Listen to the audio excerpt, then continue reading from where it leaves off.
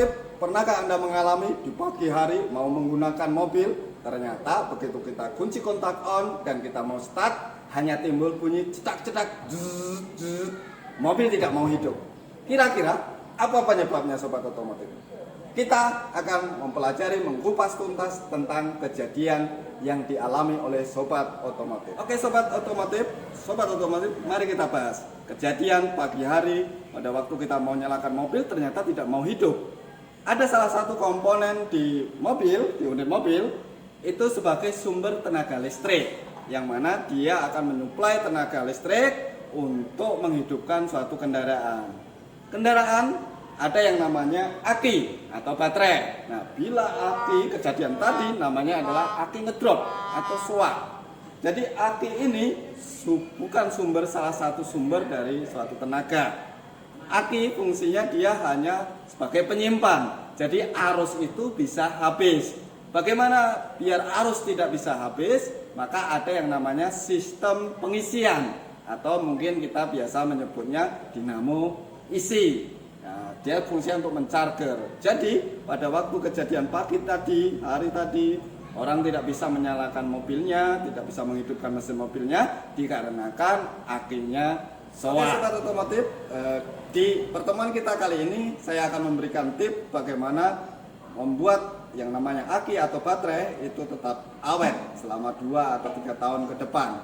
Tip yang pertama adalah bila mobil jarang dipakai, maka 2-3 kali dalam 1 minggu, entah itu siang, sore, ataupun pagi, ataupun malam, mobil dipanasi atau dihidupkan. Kenapa harus dihidupkan? Selama 2 atau 3 kali dalam seminggu, di mobil tadi ada yang namanya sistem charger atau pengisian. Baterai itu bisa tadi habis masa arusnya, maka harus diisi oleh yang namanya dinamo isi. Untuk itu lakukan 2 atau 3 kali dalam seminggu untuk menghidupi mobil atau memanasi dari mobil kita.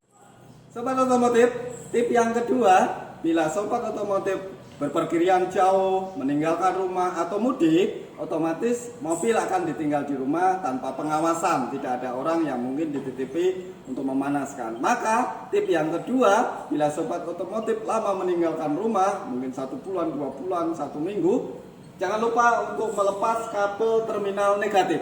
Kabel terminal negatif di aki itu kita lepas biar dia tidak terhubung dengan sistem rangkaian di kelistrikan mobil. Kenapa harus kita lepas? Kalau kabel plus dan min itu tetap terhubung, maka arus akan terus mengalir. Maka tip yang kedua, bila Anda meninggalkan rumah terlalu lama, lepas kabel negatif dari aki. Seperti itu sobat otomotif.